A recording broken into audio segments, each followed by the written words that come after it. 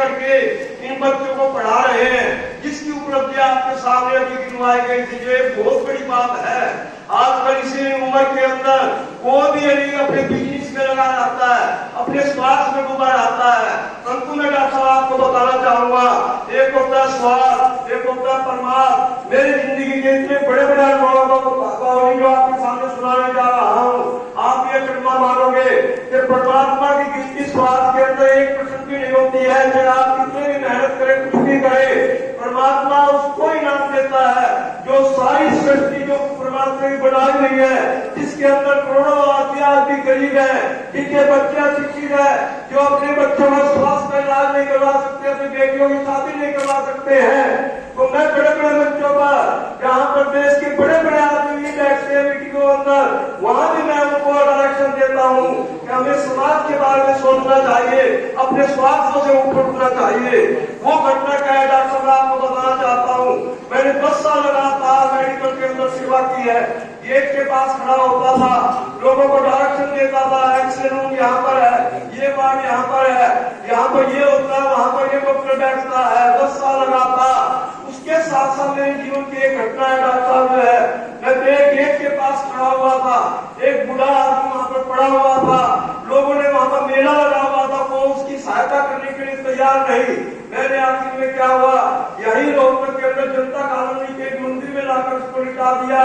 वहाँ पर क्या हुआ, 2 घंटे बाद मेरे पास फोन आ गया, इसको जब फटाफट क्या उठा दिया, कोई मंदिर कभी नेटिव पेशाब करने के लिए छोड़ना होता है। मैंने उसको रेलगाड़ी में बिठा, उसकी टिकट कटवा दी।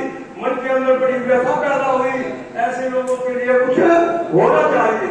तो डॉक्टर साहब उसी समय मेरे एक साथी था, मैंने उससे वार्तालाप की, उसकी बड़ी कोठी थी।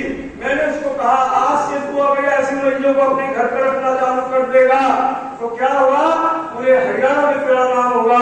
आज उस व्यक्ति के पास पूरे हरियाणा में कितने वृद्धाश्रम हरियाणा के अंदर खुल चुके हैं, जहाँ पर 10 करोड़ रुपए हर साल खर्च हो रहा है। इसके साथ साथ डॉक्टर साहब मैं बताना चाहूंगा, ये तो हमारी बहुत छोटी सेवा है। मेरे रिश्तेदार वहां से जुड़े हुए हैं, ताऊ जी है, वो वृद्धाश्रम है, उनके नाम से स्कूल 700 बच्चे फ्री पढ़ते हैं, या टीपीएस की पढ़ाई है, वहाँ वो उनकी ताजी लगती है। मैं ये बताना चाहूंगा, एक व्यक्ति भटकू में रहने वाला जो हमारी संस्था से जुड़ा, हमारे रिश्तेदारों से जुड़ा, उस व्यक्ति ने इतना बड़ा कमाल कर दिया डॉक्टर साहब है। भरतपुर के अंदर अमेरिका की एक कंपनी ने 1250 बेड की बिल्डिंग बना कर दी है। 2 लाख गज के अंदर वहां पर उनकी व्यवस्था की गई है। 7,500 आदमी वहां पर रहते हैं। पूरे देश के अंदर 100 ब्रांचें 70-80 ब्रांचें खुल चुकी है, 100 बिल्डिंगें बन चुके हैं।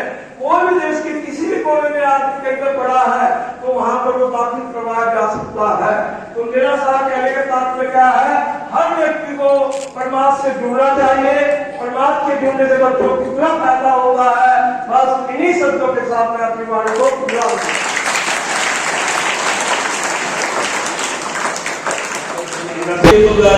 की बातों और भगवत प्रेम मुक्ति का धारा चाहिए।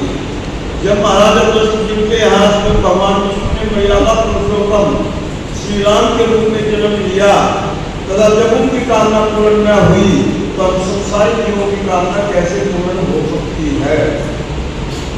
महाराजा दशरथ की कामना थी कि राम जी को राज्य देना, लेकिन वह कामना उनकी पूर्ण न हुई और उनकी मृत्यु खत्म हो गई।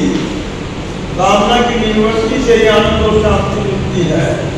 जब मन में से कामना नहीं छूटती तब तक मनुष्य में ज्ञान मार्ग में प्रवृत्त हो सकता है और न भक्ति मार्ग में। यह है कामना, इसे कहते हैं संसारिक इच्छा, जिसके बदले मैंने आपको क्या कहा, हमारी भगवत इच्छा है। आज अगला है मोह। समझे, भगवान कृष्ण ने अर्जुन को 18 अध्याय के अंदर अर्जुन का मोह छुड़ाने का प्रयास किया है कि अर्जुन जो है मोह का त्याग कर दे, उसी में तेरी भलाई है। भगवान ने क्या कहा है, मोह का त्याग करना, बदले में क्या करना चाहिए, मोह के बदले में क्या करना चाहिए। तो बच्चा बता दूंगा, मोह के बदले में बच्चों वीडियोस बनाने हैं, फिल्मोरा है ना।